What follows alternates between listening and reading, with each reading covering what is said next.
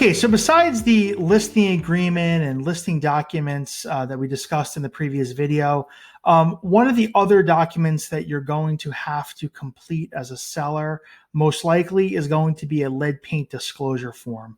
And this only applies to properties built prior to 1978.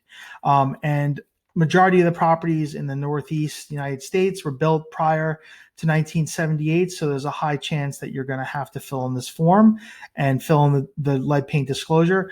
If your property was built after 1978, the form is not necessary. So if you live in a relatively new construction condominium building along the Hudson River, for like Maxwell Place in Hoboken or 77 Hudson in Jersey City, lead paint disclosure does not apply.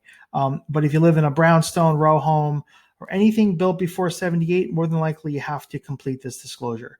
So if you have a home before 78, you would have to complete this. And basically what this form says is, do you have any knowledge of lead paint in your home? Do you have any reports of lead paint in your home? Reports that were provided to you when you purchased the property, or reports that were that you hired someone to conduct for your own property to see if there's any lead paint. You have to disclose that for the next buyer. So you have to disclose your knowledge of lead paint. You have to disclose any reports of lead paint. And basically the buyer of your home will receive this form. They will also acknowledge that they received it. They will sign it. You will sign it as well, along with each of the agents. So the seller's agent would sign the form along with the buyer's agent. And basically, if there are any reports of lead paint, they have to be provided to the buyer to review. So if there's any reports, we would have to include that with this form.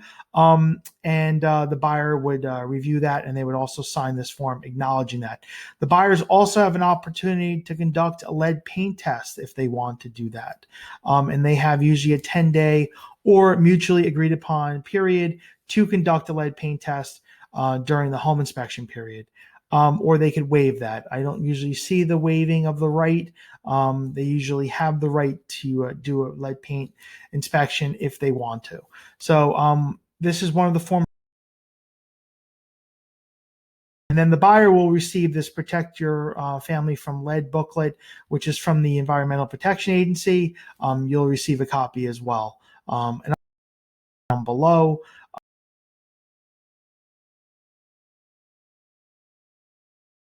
347-66 or Walter on the Hudson.com.